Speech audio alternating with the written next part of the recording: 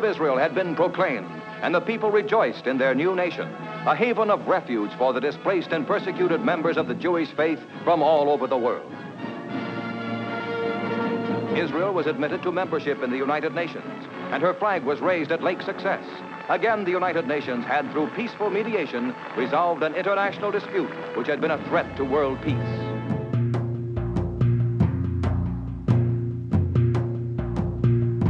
Herzl was writing his ideas about Zionism. Herzl a écrit ses idées sur le sionisme à la fin du XIXe siècle.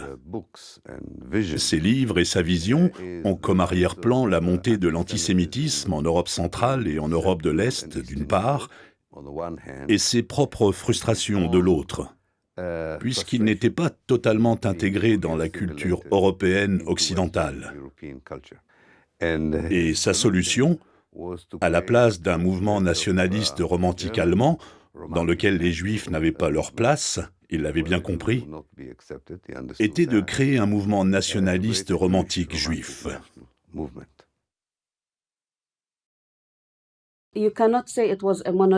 On ne peut pas parler de réponse monolithique. Il y a eu différentes réactions. Les Juifs les plus riches, les Juifs de l'Ouest, étaient pour la plupart opposés aux idées du sionisme, parce qu'ils étaient bien intégrés dans leur pays. Ils y étaient bien enracinés et pensaient qu'aborder un tel sujet était dangereux, parce que cela signifiait qu'ils n'étaient plus citoyens de leur pays, qu'ils devaient partir ailleurs. Mais l'affaire Dreyfus les a vraiment choqués et ils ont commencé à se dire « Peu importe ce que l'on fait, peu importe que l'on soit bien intégré, on est quand même rejeté, écarté. On doit donc trouver notre propre chez nous, notre propre pays. » Les vrais juifs, c'est-à-dire les vrais judaïsmes, les vraies institutions, organisations des masses, étaient contre le sionisme. Entre les 80 grands rabbins de l'Allemagne, 78 signent qu'il ne veut pas qu'un congrès sioniste anti-juif se déroule sur la terre allemande. Le pauvre Herzl a dû remplacer le congrès dans un casino à balles. Avec tout le respect, un casino à balles, c'est comment ça, un casino à balles? Ils avaient différentes idées. Ils n'ont pas tout de suite choisi la Palestine. Ils ont pensé à l'Ouganda, l'Argentine, les États-Unis, l'Azerbaïdjan. Mais il faut aussi comprendre qu'ils étaient poussés par les chrétiens sionistes à ne pas abandonner la Palestine. Ces puissants évangélistes des États-Unis et de Grande-Bretagne voulaient vraiment voir les Juifs retourner en Palestine.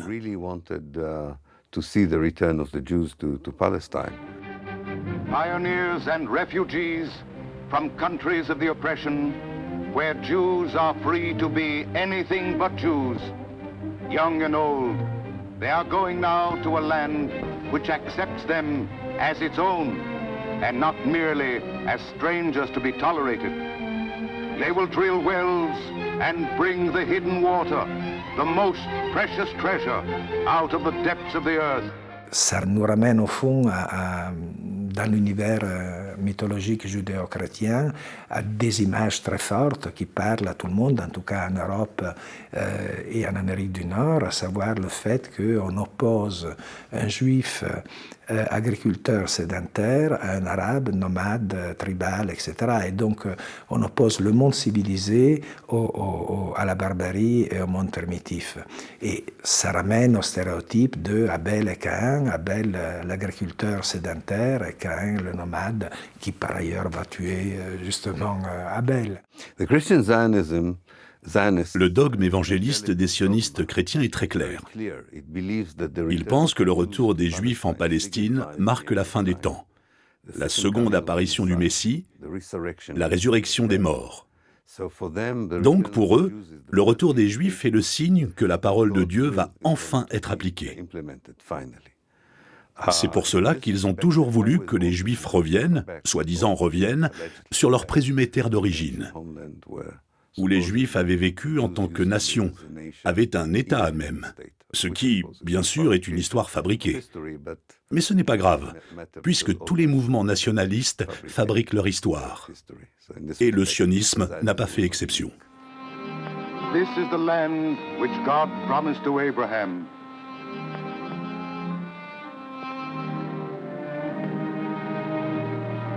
once, while the Jews lived in this land, it was the center of a great civilization.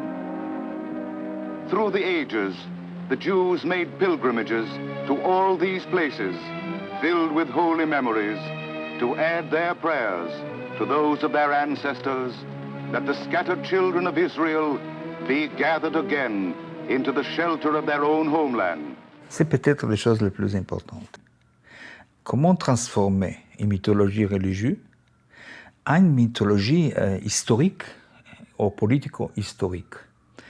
Et pourquoi j'insiste ça? Par exemple, dans les déclarations d'indépendance d'Israël à 47-48, on pose le mythe que le peuple juif était exilé par les Romains au 1er siècle de notre ère. J'ai décidé de chercher des livres de recherche sur l'acte d'exil. Et il n'y a pas eu d'exil. C'est-à-dire, il n'y avait pas un acte d'exil. Les Juifs n'étaient pas exilés.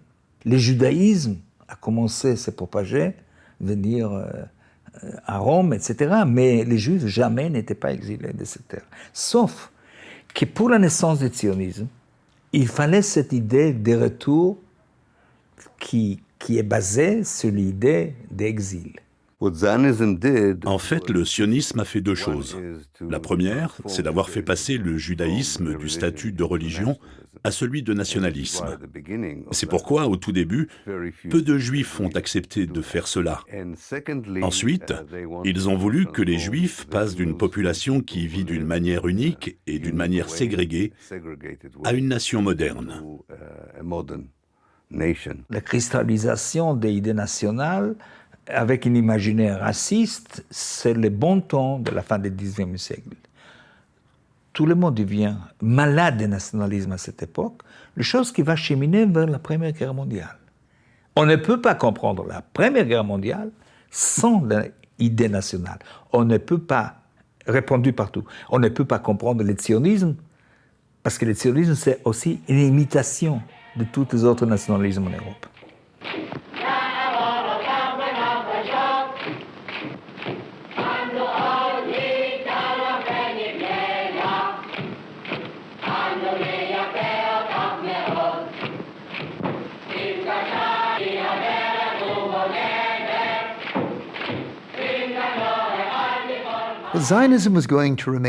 Le sionisme va rester un rêve jusqu'à ce qu'il gagne l'appui d'une grande puissance. Et ce fut le cas, puisque cet appui est venu de grandes puissances financières. On pense notamment au soutien que les Montefiori ou les Rothschild ont apporté aux premiers Aliotes entre 1882 et l'explosion de la Première Guerre mondiale. Ils ont financé le plan de colonisation et encouragé des Juifs, surtout d'Europe de l'Est et de Russie, à s'installer en Palestine, qui était encore territoire ottoman. Ce soutien a servi à faire venir des Juifs en Palestine, mais pas en nombre suffisant.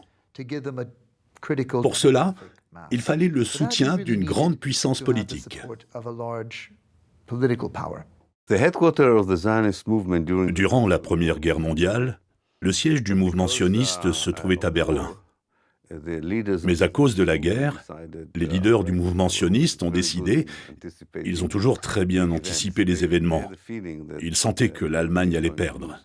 Donc, ils ont décidé de transférer le siège de Berlin à Londres. Et une nouvelle figure est apparue dans le mouvement sioniste, Chaim Weizmann, considéré comme un héros en Angleterre parce qu'il a inventé le TNT et qu'il a aidé la Grande-Bretagne à gagner la guerre, d'une certaine façon. Il est donc devenu très influent. Et ses amis du mouvement sioniste ont clairement fait comprendre que le mouvement envisageait que la Grande-Bretagne devienne cette grande puissance qui les aiderait à implanter l'idéologie sioniste.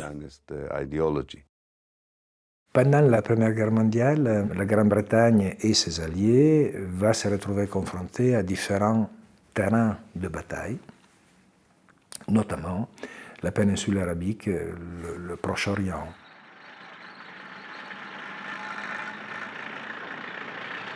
Pour asseoir leurs objectifs impérialistes, les Britanniques ont utilisé diverses stratégies et plusieurs intrigues de palais, en faisant en gros 3 promesses contradictoires. Tout d'abord, les accords Hussein-McMahon.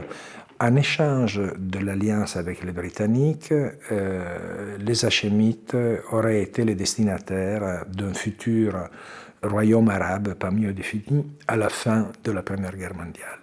Deuxième négociation secrète, ce sont les célèbres accords Sykes-Picot qui portent sur un partage provisoire, là aussi pas mieux défini, de zones d'influence dans le cadre post-guerre entre France et Angleterre au Proche-Orient. Enfin, c'est la déclaration Balfour où, en gros, le secrétaire d'État aux Affaires étrangères, Lord Balfour, déclare le soutien de l'Angleterre à la création d'un foyer national juif. Les Anglais cherchaient des fonds pour l'effort de guerre. Donc, lorsque le mouvement sioniste s'est dit capable de participer au financement de l'effort de guerre, l'idée était tentante. C'est dans ce contexte qu'a été proposée la déclaration Balfour, ou lettre, puisque c'est ce dont il s'agit légalement. C'était une lettre de Lord Balfour à l'attention de Lord Rothschild, qui, en résumé, disait que le gouvernement britannique s'engage envers les sionistes à leur accorder un foyer juif en Palestine. La formulation de cette lettre est en fait très intéressante. Cette lettre accorde le soutien de la Grande-Bretagne à un foyer juif et non pas à une patrie juive en Palestine. C'est une chose de permettre l'immigration des Juifs en Palestine, et c'en est une autre de favoriser la création d'un pays pour ces immigrants, aux dépens des populations indigènes. La seconde clause dit « sans préjudice des droits civils et religieux de la population arabe palestinienne », simplement désignée comme les non-juifs. L'omission des mots « droits politiques » est très intéressante. Les droits religieux sont protégés, mais pas les droits politiques. Et ce fut une minutieuse omission de la part de ses rédacteurs. Ce document a été rédigé par différentes personnes au nom de Lord Balfour.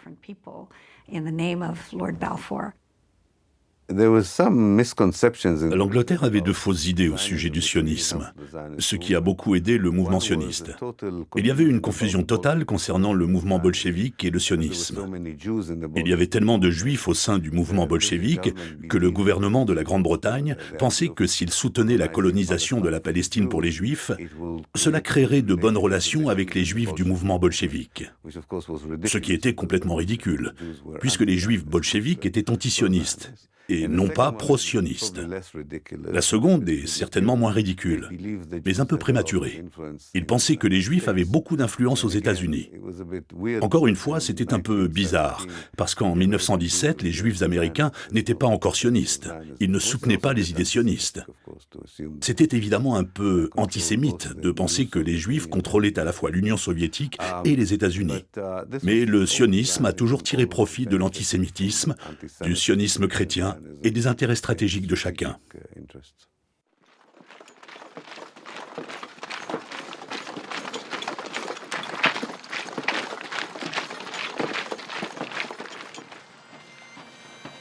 La dernière percée anglaise des lignes ottomanes dans le sud de la Palestine n'est pas une coïncidence. C'est précisément à ce moment-là qu'ils ont articulé une nouvelle politique en Palestine, la reconnaissant comme foyer national juif. C'est comme si la Grande-Bretagne promettait la Palestine au mouvement sioniste.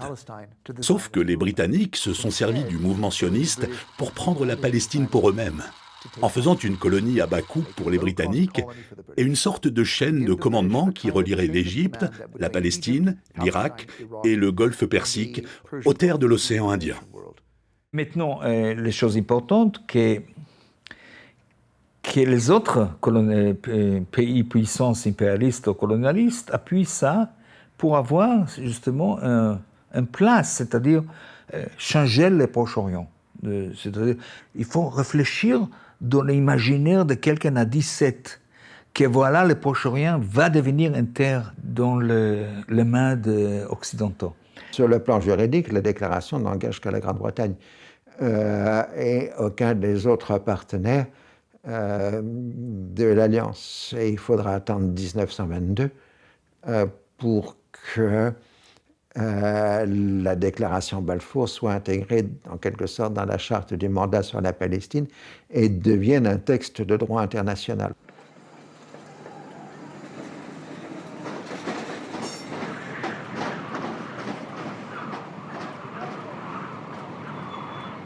À la fin de la Première Guerre mondiale, la création de la Société des Nations est un grand projet d'espoir et de volonté de promouvoir la paix.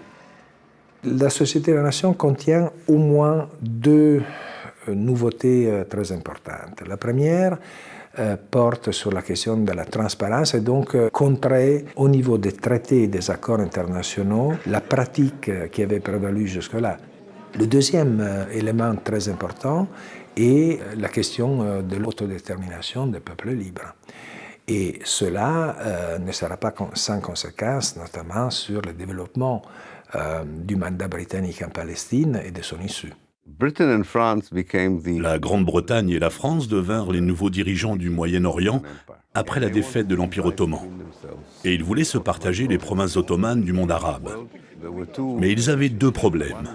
Un, il y avait un mouvement nationaliste arabe qui voulait créer une république arabe unie dans tout le monde arabe. Mais l'Angleterre et la France ne pouvaient pas accepter ça. Ils avaient peur d'une armée arabe unie. Et il y avait le problème avec les Américains, jusqu'à la disparition de Wilson, puisqu'ils demandaient qu'on respecte le droit d'autodétermination des peuples. Ils ont donc trouvé un compromis, le système du territoire sous mandat. Ils ont convaincu les Américains et quelques leaders arabes locaux qu'il serait mieux de diviser le monde arabe en États plutôt que d'avoir une république arabe unie. Ils leur ont donc imposé une nouvelle carte, la carte que l'on connaît plus ou moins aujourd'hui avec la Syrie, l'Irak, la Jordanie, etc. Les mandats, comme définis par la Société des Nations, étaient des projets à durée limitée. Mais conçus par les pouvoirs impérialistes, ils étaient plus une sorte d'extension de leur réseau impérial, à travers une nouvelle forme d'impérialisme, une nouvelle notion du colonialisme.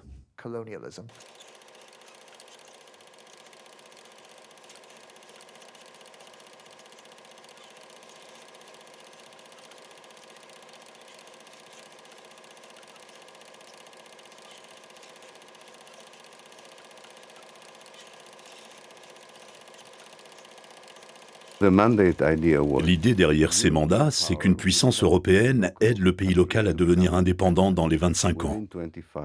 Et au bout de 25 ans, il y aurait des élections démocratiques et le peuple déciderait du type d'État qu'il veut. Donc, si on retire la déclaration Balfour de la Charte, cela signifie qu'au bout de 25 ans, les peuples palestiniens ont le droit de décider de quel genre de Palestine ils veulent. En 1917, les Juifs représentent 10% de la population. Donc, on sait pertinemment quel aurait été le choix démocratique des habitants de la Palestine.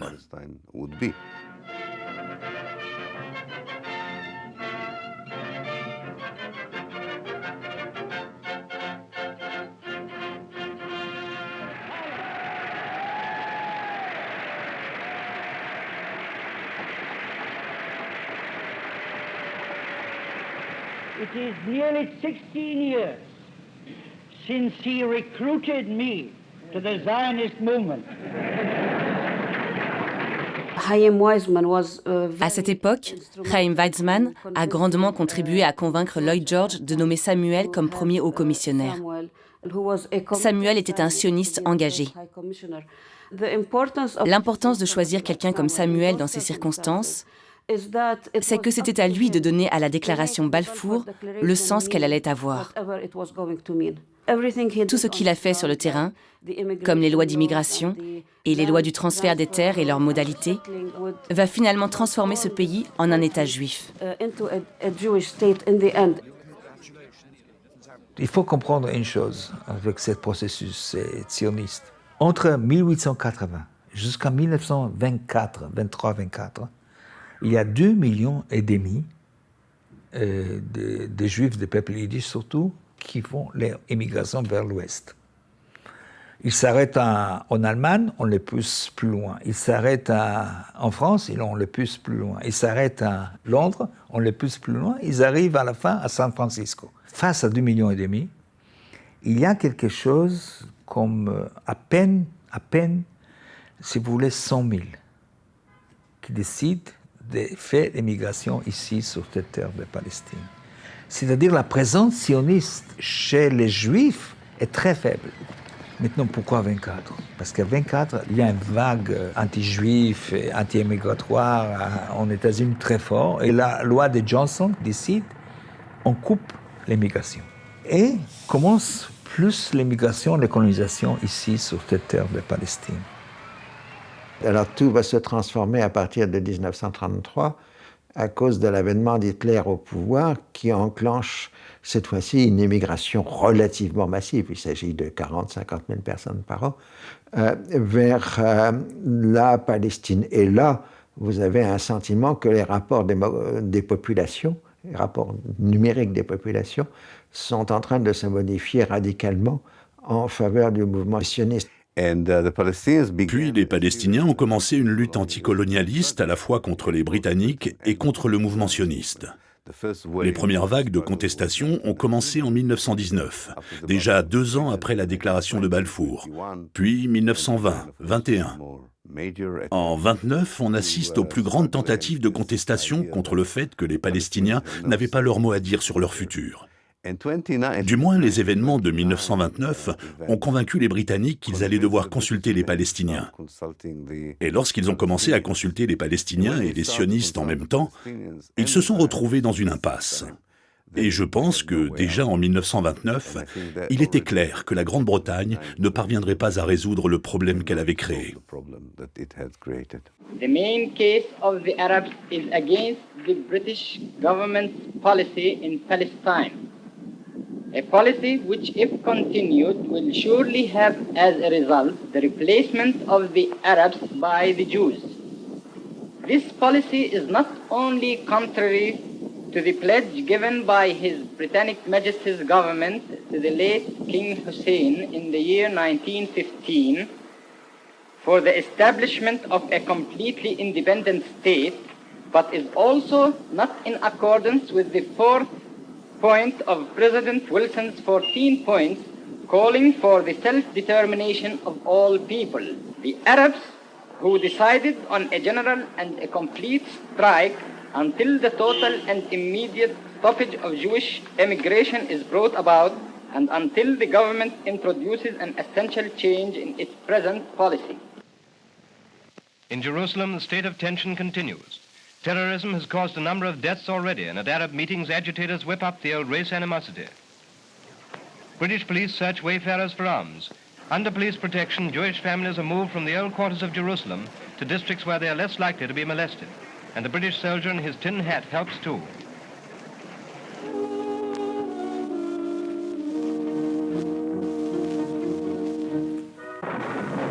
En Palestine, la situation demeure extrêmement tendue. De graves désordres se produisent en de nombreux points du territoire et les attentats terroristes se multiplient.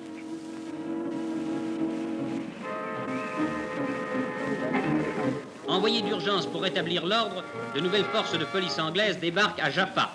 Devant la nécessité de mettre un terme à l'activité sanglante des rebelles, l'autorité anglaise s'est vue contrainte d'adopter des mesures énergiques. Le résultat a été désastreux pour les Palestiniens, parce que la plupart de leurs leaders avaient été tués par les Britanniques ou étaient exilés. Et lorsque 1948 est arrivé, ils n'avaient plus de réels leaders.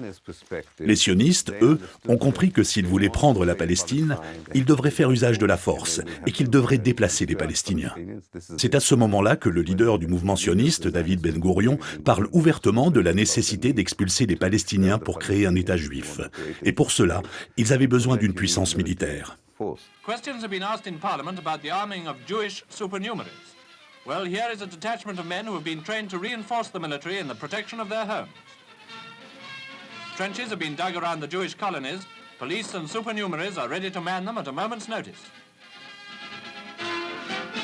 Arabs convicted of crimes or offences against authority are kept in concentration camps behind barbed wire. Strictly guarded, they are put to breaking stones for road making. In the unhappy state of Palestine, these camps are inevitable. After the abandonment of rebellion, justice may be tempered with mercy. En 1938, 15 à 20% de l'armée britannique dans le monde se trouve en Palestine pour écraser la révolte palestinienne. C'est-à-dire qu'au moment de Munich, un soldat britannique sur 5 se trouve en Palestine, ce qui est tout à fait inacceptable. Et à partir du moment où on s'oriente vers une guerre en Europe, les Britanniques gèlent la situation en Palestine par le livre blanc de 1939 qui limite et puis interdit l'immigration juive en Palestine.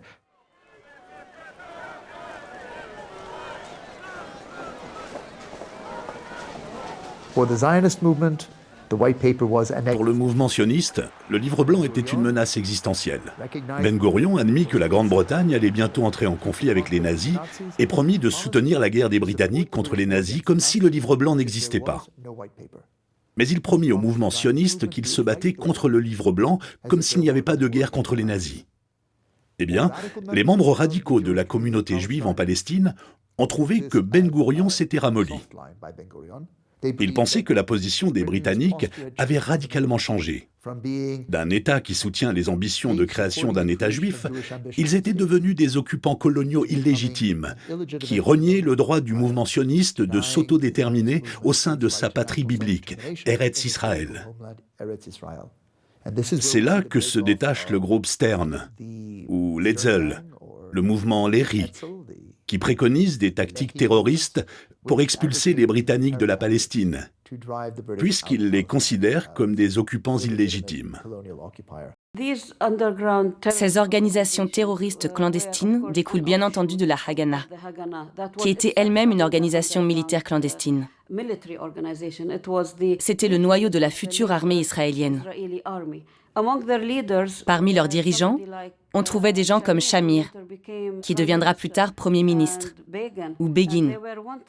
Ils étaient recherchés par l'armée britannique en tant que terroristes. C'était la faction d'extrême droite des organisations sionistes, qui appartenait à la faction de Jabotinsky, et qui, au fond, pensait qu'il n'y avait pas de place pour les Arabes et les Juifs. Parce qu'ils voyaient, tout le monde voyait de ses propres yeux que cette terre était habitée. Ce n'était pas une terre vide, comme le clamait la propagande de la fin du XIXe siècle. Le célèbre cliché « une terre sans peuple pour un peuple sans terre ». Lorsqu'ils sont arrivés, ils ont vu de leurs propres yeux que c'était totalement faux. Et Jabotinsky disait « il n'y a pas de place pour tous, c'est soit eux, soit nous ». Et nous arrivons ici en conquérant. Nous sommes des conquérants colonialistes. Et naturellement, dans l'histoire, lorsqu'un peuple est conquis, le peuple autochtone va forcément résister.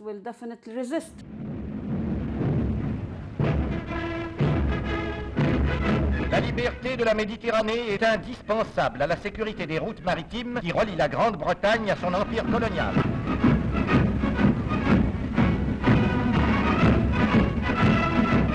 Dans la Méditerranée orientale, l'Angleterre doit défendre la côte palestinienne et les populations placées sous son protectorat, ainsi que le port d'Haïfa, terminus du pipeline qui amène de Mossoul le pétrole indispensable aux besoins de sa défense nationale. De 1941 à 1943, la Palestine est une base arrière de l'armée britannique au Proche-Orient et elle se développe économiquement dans tous ces secteurs parce qu'il faut ravitailler, habiller d'1 million de soldats britanniques qui se battent dans le désert égyptien. C'est aussi le cas évidemment en Égypte, en Irak, toute la région travaille pour l'armée britannique. Ensuite, au printemps 1942, les Allemands et les Italiens sont chassés complètement d'Afrique du Nord par la prise de Tunis. Et à ce moment-là, donc, la Seconde Guerre mondiale s'éloigne du Proche-Orient. Et là encore, vous avez des attitudes distinctes des mouvements sionistes. Le sionisme filial continue de collaborer avec les Britanniques en créant éventuellement une brigade juive qui se battrait du côté de l'armée britannique. Mais la droite sioniste commence en 1944 une campagne d'attentats contre les Britanniques en Palestine. Et on peut dire qu'à la fois le sionisme officiel collabore et participe à l'effort de guerre contre l'Allemagne nazie, mais en revanche, les Argoun bloquent des milliers de soldats britanniques en Palestine qui devraient se battre contre l'Allemagne nazie.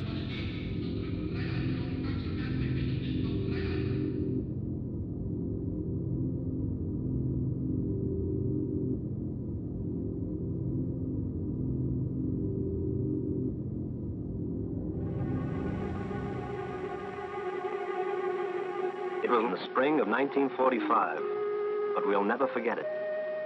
We saw liberty. It was the doors opening up for the first time in many years. You heard those voices in a dozen different languages saying, "We have waited so long for you to come." Les leaders du mouvement sioniste ont compris que la Grande-Bretagne et la France étaient sur le déclin et que s'ils voulaient que le projet colonialiste du sionisme aboutisse, non seulement ils devaient combattre les Britanniques parce qu'ils n'avaient pas les mêmes intérêts, mais ils avaient besoin de soutien. Et c'est là qu'ils commencèrent à comprendre l'importance de la communauté juive américaine et de la communauté sioniste chrétienne aux États-Unis. The lives of 5 million Jews have proved to the world what the Jewish problem is. You don't have today to preach Zionism or to read Herzl and Pinsker and Hesse and Adam. You just have to say 5 million Jews massacred in Europe because of the homelessness of the Jewish people. We have certainly the right to demand that the world shouldn't wait for a second lesson of this kind till it will implement the principle which was recognized even formally and internationally to give Palestine to the Jewish people as a real national home. L'Irgun ne désarme pas. Voici les vues prises 7 minutes après l'attentat qui, au Goldsmith de Jérusalem, coûta la vie à une trentaine de Britanniques. Devant la recrudescence des attentats de toutes sortes, 48 en un mois, les autorités britanniques ont décrété la loi martiale dans les 5 parties les plus populeuses de la Palestine juive. Mr. Ben Gurion's house in Tel Aviv was the scene of the recent meeting of the Jewish Agency Executive. Among the leaders of official Zionism, Dr. Moshe Sneh, formerly chief of the Haganah, and Mrs. Golda Meyerson, head of the political bureau. Mr. Ben Gurion, chairman of the executive, leads them into his study for the meeting. Although condemning terrorism, the executive decided not to participate in any government or army campaign against the terrorists. Ces attaques ont découragé les Britanniques d'imposer leur autorité en Palestine, de laquelle ils perdaient le contrôle. Les côtes étaient jonchées de bateaux transportant des Juifs déplacés venant de partout en Europe. Bateaux mis en place par les agents sionistes pour essayer de faire venir des survivants de l'Holocauste en Palestine pour augmenter leur nombre. Et les Britanniques ne pouvaient pas refouler ces navires transportant les pauvres et les malheureux de l'Europe sans entacher leur réputation auprès de la communauté internationale. Ils faisaient rebrousser chemin aux survivants de l'Holocauste aux portes de la Palestine. Et finalement, les Britanniques ont compris qu'ils n'avaient pas de solution face à leur arrivée et face aux nationalismes incompatibles des Palestiniens et des Juifs. Donc, ils ont remis le dossier aux Nations Unies, qui succède à la Société des Nations.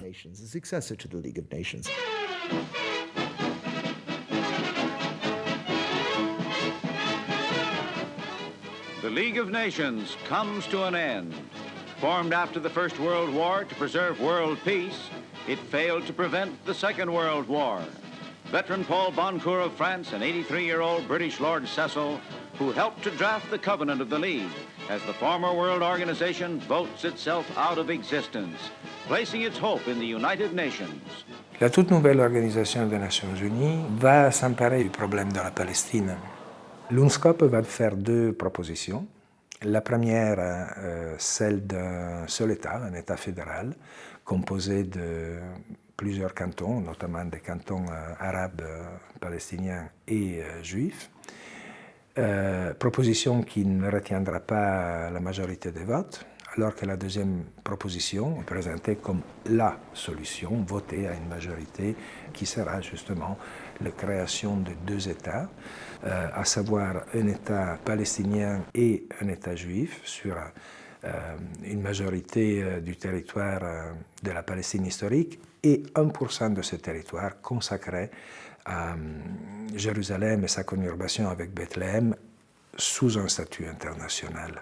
Ce qui rend ce rapport intéressant, c'est qu'ils ont décidé de le soumettre à l'Assemblée générale afin de l'adopter comme plan de paix. Tout d'abord, et je pense que c'est le plus important, ils savaient qu'il allait être rejeté en bloc par les Palestiniens et le monde arabe. Mais ils s'en fichaient. Ils allaient mettre en place un plan de paix alors que la majeure partie était contre. Ce que les Nations Unies ne referont plus jamais. Elles ne referont plus jamais une chose aussi stupide. C'était le pouvoir des États-Unis qui, cette année-là, était particulièrement pro-sioniste. The United States delegation supports the basic principles of the unanimous recommendations and the majority plan which provides for partition and immigration. We refer to assistance through the United Nations in meeting economic and financial problems and the problem of internal law and order during the transition period. S'il n'y avait pas eu de lobbyisme politique et si le vote n'avait pas été retardé, la proposition de partage n'aurait peut-être pas gagné face à celle d'un État fédéral binational. Puis les Arabes ont systématiquement refusé toutes les propositions parce qu'ils y voyaient un compromis fait en dépit de leurs droits en tant que population autochtone. Et ils ont essayé de révoquer la légalité du partage devant la Cour internationale de justice. Mais cette tentative a échoué. Encore une fois, à cause des doubles jeux et des pressions illégales faites sur les États pour qu'ils votent pour le partage. De tous ceux qui ont approuvé le projet de partage de la Palestine en deux États indépendants, personne n'a vraiment voulu aborder le côté légal ou juridique de la question. De la façon dont il fut préparé et conçu, par les intrigues faites autour de lui et par les machinations qui sautent aux yeux et qui ont servi à le présenter à l'opinion publique comme un projet uniquement humanitaire, ce projet restera le plus grand scandale politique de tous les siècles. Si on étudie la proposition de partage d'un point de vue légal, il est évident que l'ONU, l'Assemblée générale de l'ONU, était tout à fait consciente qu'elle n'avait pas les compétences juridiques de partager un territoire, quel qu'il soit. La résolution 181 était justement ça. Une résolution, une proposition, parce que l'Assemblée générale n'avait pas le droit de décréter un partage de territoire, ni d'effectuer de changement territorial quel qu'il soit. Afin d'obtenir la majorité aux 2/3, il fallait convaincre les pays de voter pour. Et encore une fois, les États-Unis ont été très utiles. Par exemple, le Libéria, le seul pays d'Afrique indépendant, s'est vu promettre beaucoup d'argent par les États-Unis en échange d'un vote en faveur du partage. Les Américains ont exercé des pressions similaires sur des pays d'Amérique centrale et d'Amérique du Sud. Rappelons-nous qu'à cette époque, les États-Unis avaient une grande influence dans cette zone. Et le lobby sioniste en soi fonctionnait très bien. Ces diplomates travaillaient bien. Et ils ont obtenu la majorité aux 2/3 le 29 novembre 1947. Soviet Union, yes. The United Kingdom, abstain. The United States, yes. Uruguay, yes. Venezuela, yes. Yemen, no. Quand on regarde les votes à l'ONU, le clivage est particulièrement net entre ceux qui sont favorables à l'État juif et qui sont en général des pays de culture chrétienne, et ceux qui le refusent, qui sont des pays non chrétiens, à l'exception de quelques États sud-américains qui sont opposés au plan de partage. The resolution of the DUC Committee for Palestine was adopted by 33 votes, 13 against, 10 abstentions. Je crois que la route vers la décision de 1947 était composée avec certaines mauvaises consciences. Si vous voulez, entre 1945 et 1948, pèse dans les consciences de tous les Occidentaux le double fait que, premièrement, que c'était atroce les souffrances des Juifs durant la Deuxième Guerre mondiale, ça c'est une chose, Et deuxième chose, était qu'est-ce qu'on va faire avec tous ces réfugiés de Pologne, de Hongrie, d'ailleurs, qui sont en Allemagne, dans les camps. Les États-Unis ne veulent pas les recevoir chez eux. Ni la France, ni la Grande-Bretagne. À Jérusalem, les Israélites donnent libre cours à leur joie légitime. Ils fêtent avec exubérance la décision prise par les Nations Unies de séparer la Palestine en un État juif et un État arabe. Sans satisfaire entièrement les aspirations des chefs sionistes, cette solution constitue cependant pour le peuple juif un succès incontestable. Les réactions des Juifs au plan de partage étaient mitigées. D'un côté, c'était une joie d'être reconnu au niveau international. Mais de l'autre, on ne pensait pas que l'État juif serait stable, puisque, d'après la carte, la moitié de la population de ce futur État juif serait arabe. Donc cette idée d'État démocratique juif allait tomber à l'eau. Ben Gourion disait « Il ne faut pas s'inquiéter, de nombreux Juifs viendront dans notre pays une fois qu'il sera indépendant. Ainsi, l'équilibre démographique serait atteint grâce à l'immigration. » Et il a aussi dit « Il y aura d'autres moyens qu'on pourra utiliser, mais sans préciser lesquels, ni comment les mettre en œuvre. » Pour le monde arabe, la résolution de partage était leur premier gros échec diplomatique depuis leur indépendance. Ce qui va mener à leur prochaine erreur ou leur prochain échec. Ils vont être incapables de constituer une réponse militaire groupée face au conflit qui se développe en Palestine. En Palestine, la situation s'est brusquement dramatisée. La population arabe s'est violemment émue de la décision de l'ONU tendant à partager la Palestine entre juifs et arabes. Aussitôt, des troubles ont éclaté et des incendies ont ravagé les quartiers juifs de Jérusalem. À Jérusalem, la tension judéo-arabe s'accentue tous les jours. L'hôtel Sémiramis, quartier général des forces arabes, a été dynamité par les éléments du groupe terroriste juif Haganah. L'insécurité règne. Dans les secteurs dévolus aux juifs, chaque centre s'efforce d'assurer sa propre défense et chaque village, voire chaque ferme, transforme ses habitants, hommes ou femmes, en possibles combattants. Arabes et juifs ont enrôlé la terreur et la haine. On a deux situations. D'un côté, une communauté qui a de grands leaders, dynamique et préparée aux éventualités, qui sait qu'elle va certainement devoir combattre une armée arabe, mais également chasser les Palestiniens. Et de l'autre côté, les leaders palestiniens ne savent pas quoi faire. En fait, en janvier 1948, les leaders palestiniens, pas seulement la classe politique, mais aussi les élites, sont partis. 70 000 Palestiniens, tous membres de l'élite sociale, économique et politique, ont quitté la Palestine. Ils sont partis pensant qu'ils reviendraient d'ici quelques mois. Mais ils sont partis.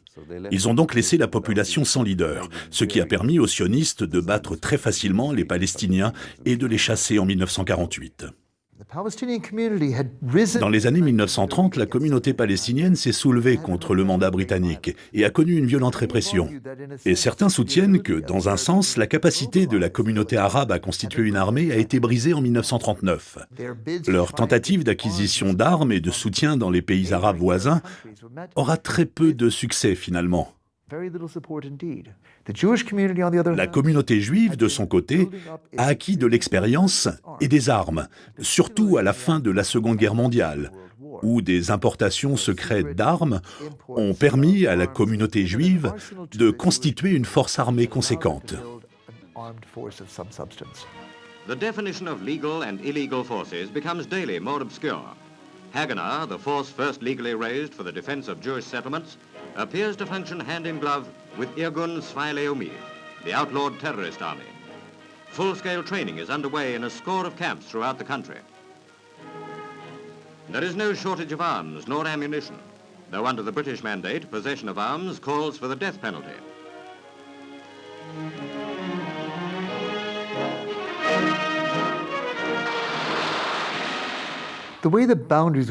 L'établissement des frontières entre l'État arabe et l'État juif a été semé d'embûches dès le début.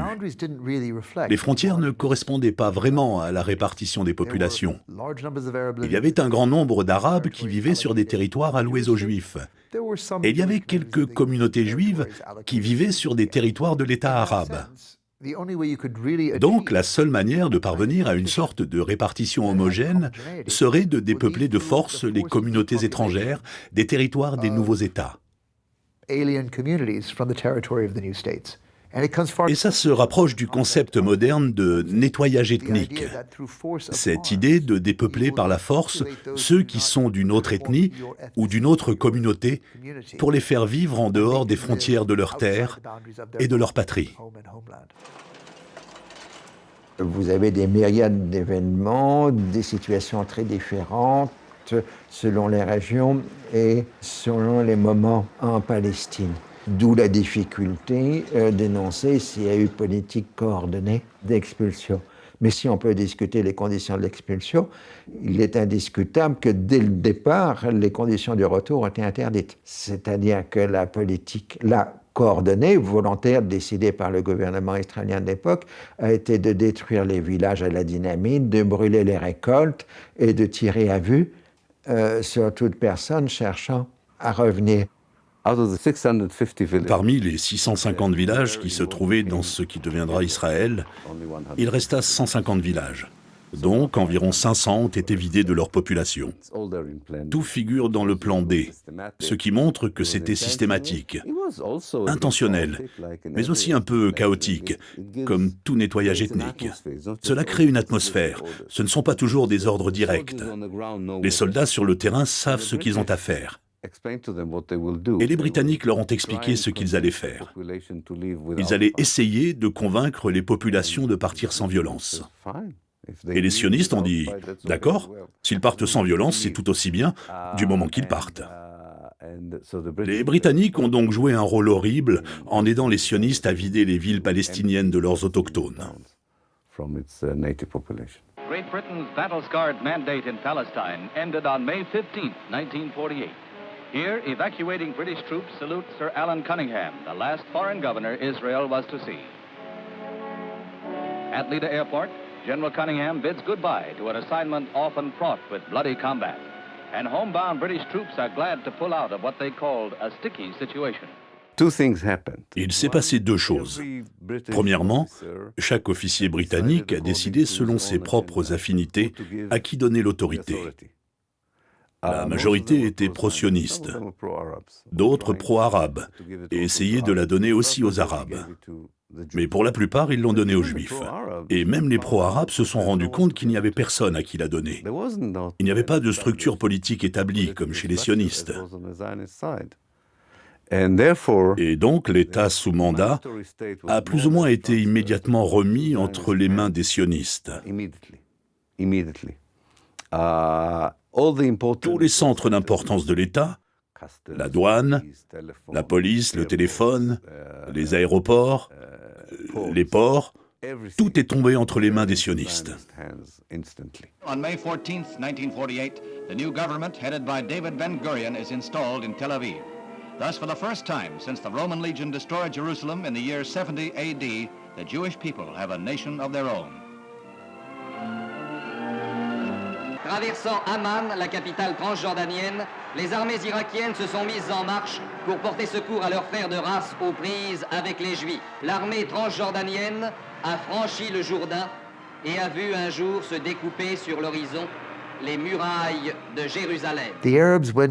Les Arabes sont entrés en guerre contre Israël, non pas comme un corps d'armée uni qui encercle l'État juif, mais comme des unités indépendantes et désorganisées, ce que les Israéliens ont trouvé facile à contenir et à battre.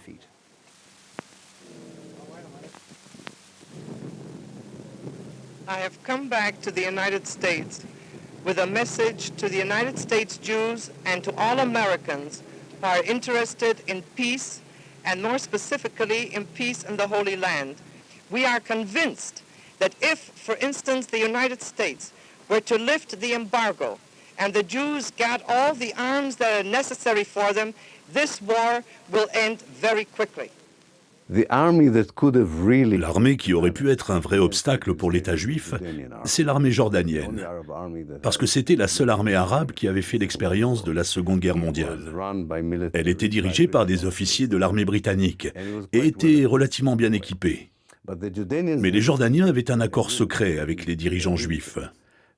En échange d'une intervention bridée en Palestine, ils auraient l'autorisation d'annexer une partie de la Palestine à la Jordanie. En Palestine, les combats ont repris entre troupes arabes et juives. Malgré l'intervention de l'aviation égyptienne, les forces israéliennes ont réussi à occuper les principaux points d'appui du désert de Negev dans le sud de la Palestine, et notamment celui de Beersheba, sur la route d'Égypte et de Jérusalem. Une nouvelle fois, les spectacles pitoyables de la guerre se retrouvent sur cette terre qui fut pourtant le centre de la grande espérance des hommes. Et le monde cherche en vain une solution raisonnable au problème palestinien.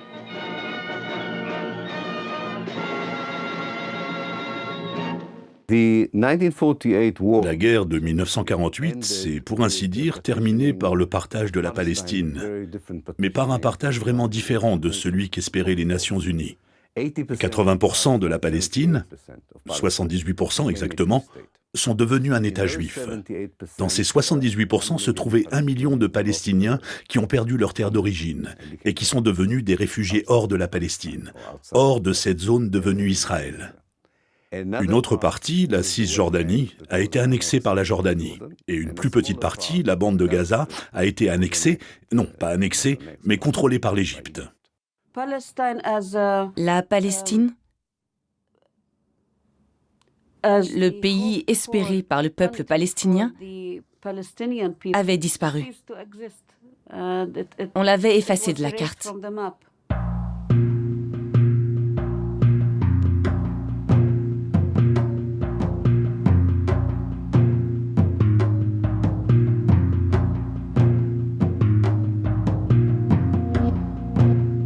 C'est à travers l'écriture de l'histoire de cette guerre et de ses conséquences, mais aussi des mémoires que l'histoire officielle a souvent écartées, qu'il faudra trouver un terrain d'entente. Une partie de la résolution du conflit passe par la négociation de ce rapport au passé, de cette histoire et de ces mémoires, un savant dosage qui doit faire la part entre ce qu'il faut rappeler et ce qu'il faut oublier.